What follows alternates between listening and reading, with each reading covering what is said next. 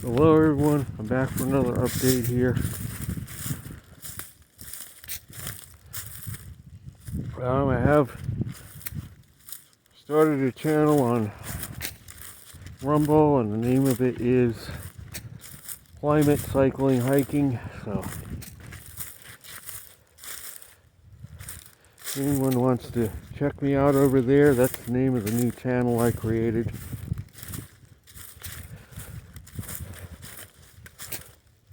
On Rumble. I will continue posting on YouTube as well for at least a little while. Just experimental, just to see how things go on Rumble with the channel.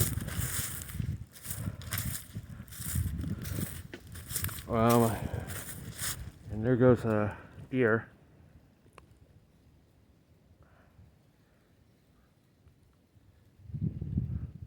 And another deer off to the left in the bushes. But I'm currently on top of Peters Mountain.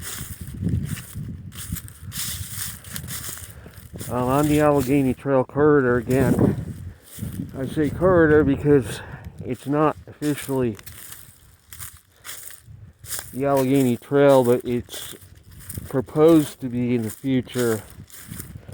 There's currently a 30 some odd mile gap in the trail. It's a road walk through that section, and this is supposed to be, according to the maps I've looked at, where the trail is going to go. It's supposed to follow the top of Peters Mountain. There is already a bit of a trail in place that they've come through and put out some time ago. There are some blowdowns from the storms we got last year that they have not come through, cut out, but there is a trail along here, at least this section, that's been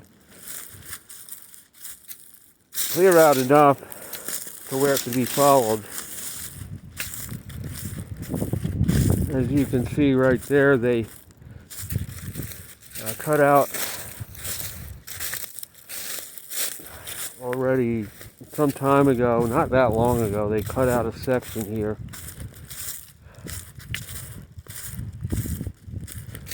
So I'm following it today, this afternoon. Today is February 7th, 2025.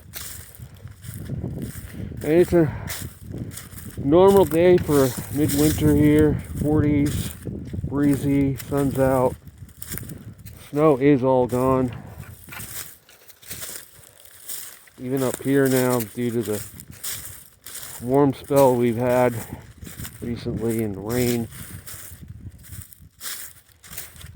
And even got some thunder several nights ago, along with some tornadoes yesterday in Tennessee.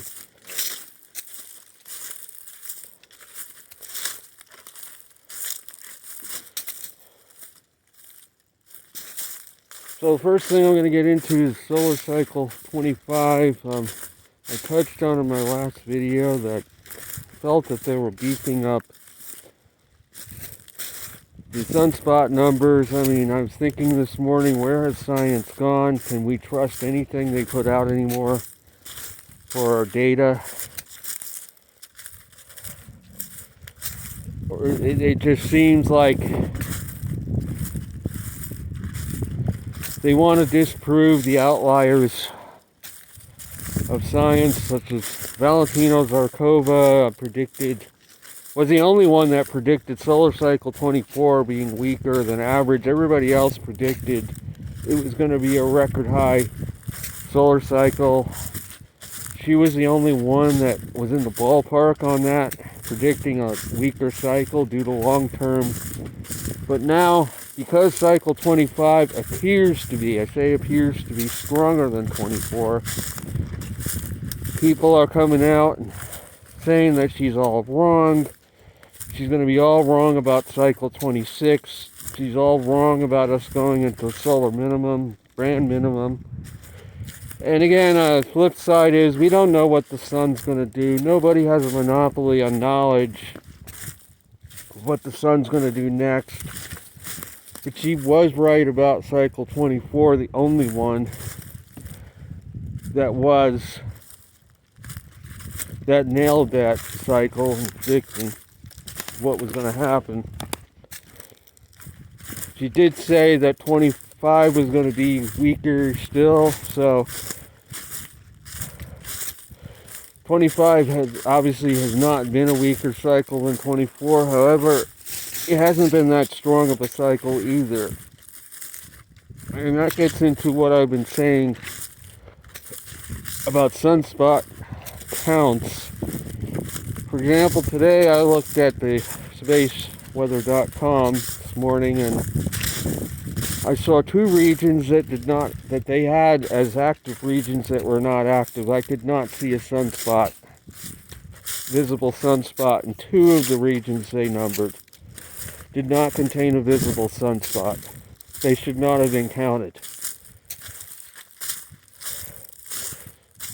There is a big, huge area of sunspots, and it's debatable how many regions that area actually could be split up into, because it's a big cluster of sunspots basically in the northern hemisphere in one region, and they split it up into at least 7 or 8 regions, and I question whether it should be split up into that many regions. Maybe 2 or 3 regions I could see it being split into, but 7 or 8 regions, you're talking that adds 50 sunspots to the count right there. Then the 2 that they have numbered, those are 20 more sunspots that should not have been counted that were. I mean, I'm not an expert, but I'm looking at these charts, and it appears to me that they're beefing up the numbers artificially on the sunspot count. And look at that glider. I can get it.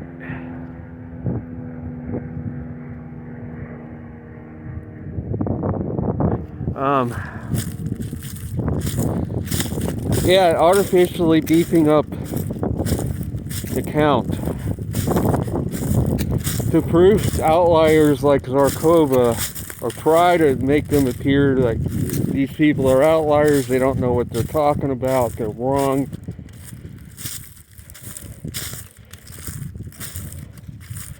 And there's people that have blasted her for being so wrong about cycle 25 and her predictions. I've read comments.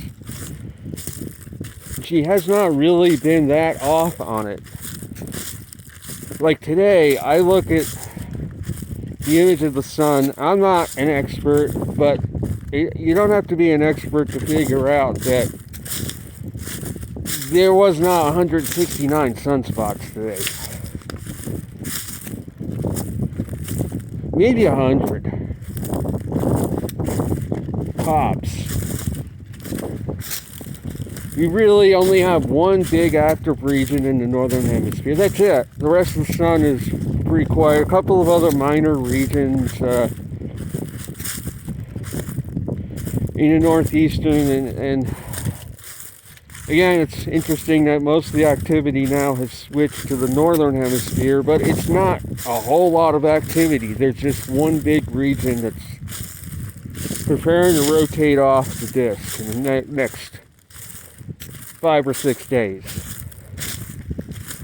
There's not really anything huge being ready to rotate in to replace it. It's the count is going to go down.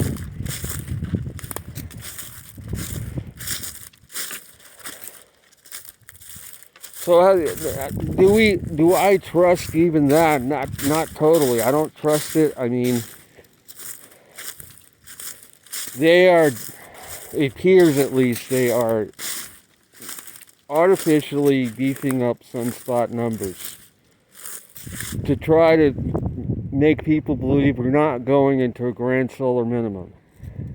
It's highly likely we are, because it follows a cycle. I say highly likely because I created a chart of solar activity comparison for all 25 cycles. And we are coming off a period of 80-year period of very, very high solar activity.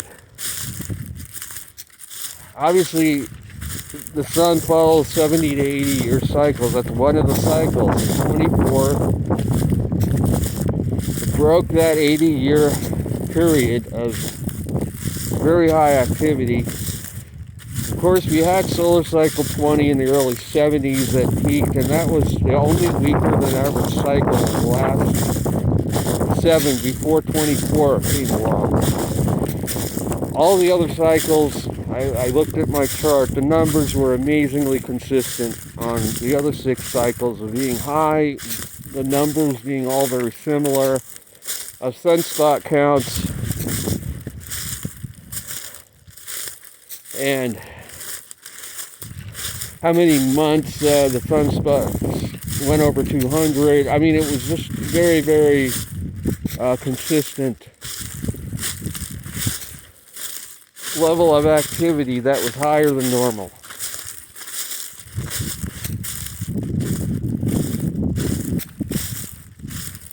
So,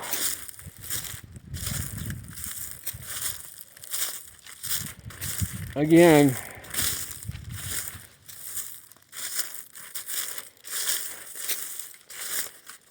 we'll have to see what happens in 26. Zarkova claims it's going to be the weakest cycle, weaker than 24. We'll have to wait and see on that in the next 11 years, what happens with that.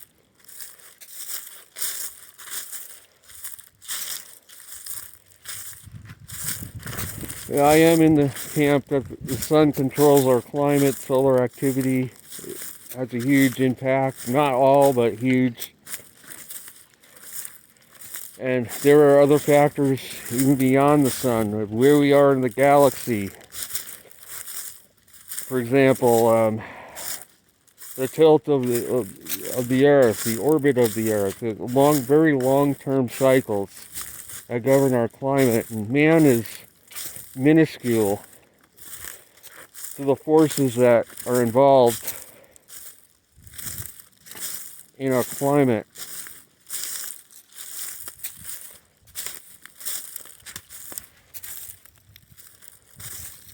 Now getting into more short-term, we do have the potential here for a winter storm next week. Again, as usual, they're downplaying it. Just like they downplayed the January 5th storm. They're trying to say we're only going to get a ½ inch of snow, and we ended up with 6 with a water equivalent of a foot of snow. Only reason it was only 6 is because it finally did change over to rain toward the end, and it poured and it compacted everything to 6 inches, or we would have gotten a foot out of it easily otherwise. But that snow was on the ground for almost 4 straight weeks. And they were saying we're only going to get a ½ inch of snow. The National Weather Service for here. That's why I say they're downplaying it, as usual.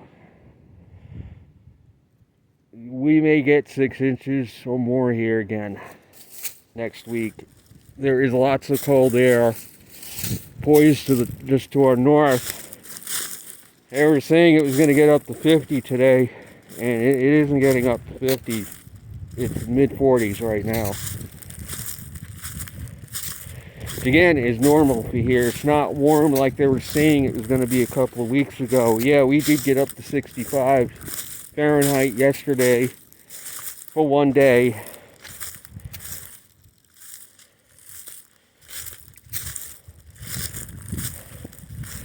So there is a potential in the middle Atlantic, especially in the mountainous areas, of getting some snow next week. I will keep you updated on what actually happens with that. But for the Northeast, they're going to get buried.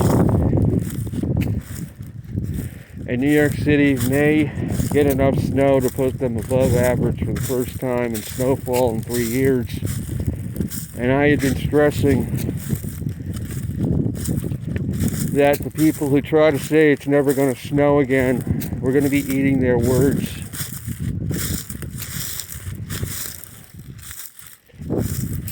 I was stressing that last year when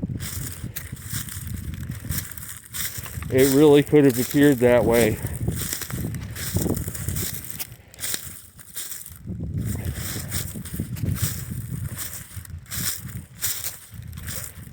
And that's an indication that the run of mild winters may be coming to an end. We had the coldest January since 1988, according to the official information. I mean, I was alive in 1988. I don't feel that winter was particularly notable. In terms of cold, I was living in New Hampshire at the time, and at least where I was living, it didn't seem remarkably cold. It was a little chilly, but not anything notable.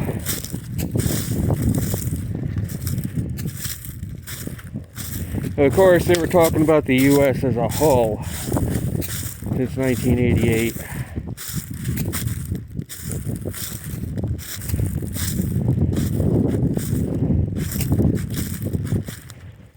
So again, also I saw a post that the water temperature off Wrightsville Beach in North Carolina fell to 40 degrees, the lowest reading.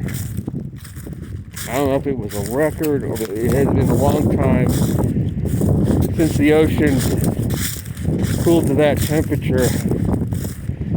Of course, you look at the anomaly maps of the Atlantic. Yeah, they'll show you that it's below average, but it only goes 50 miles offshore, and then it turns to bathwater once you get further out. Yeah, and that Gulf Stream is offshore from there. But how true are the anomalies of the water temperatures? Like I say, I don't trust any data anymore that these people put out.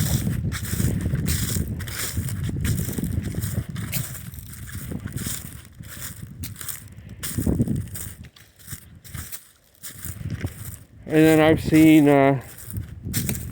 pictures of rivers and bays freezing over that have not done so in some time as well, from the cold January we've had.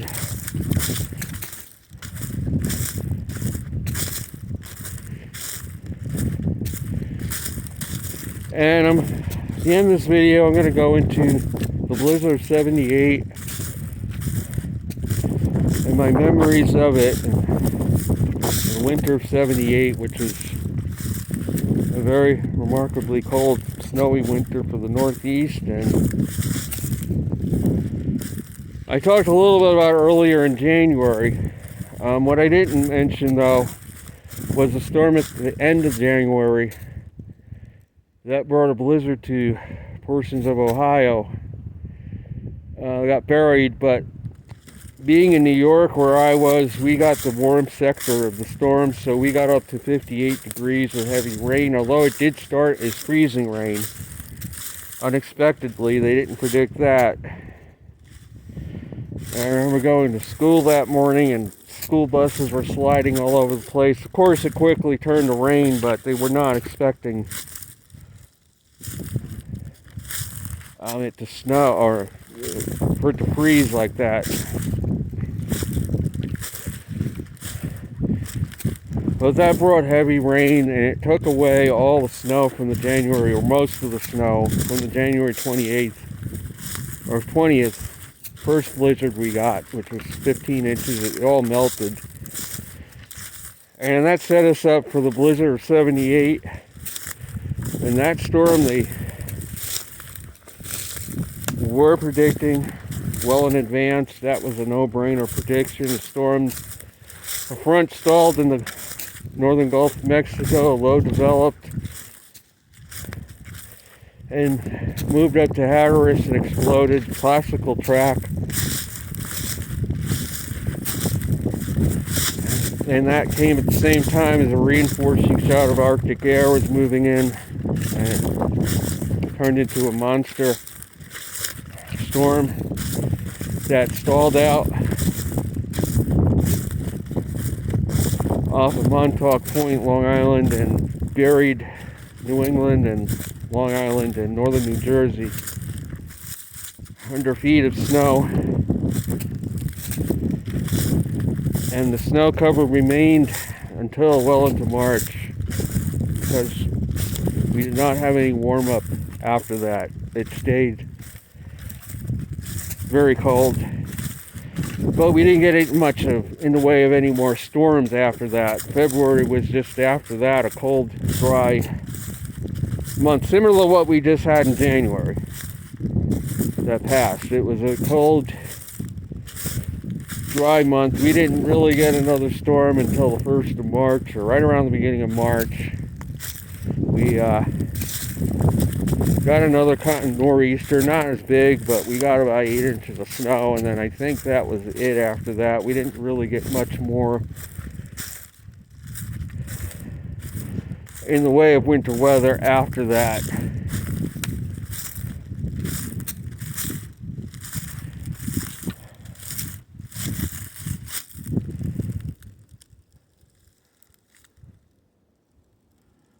So yeah,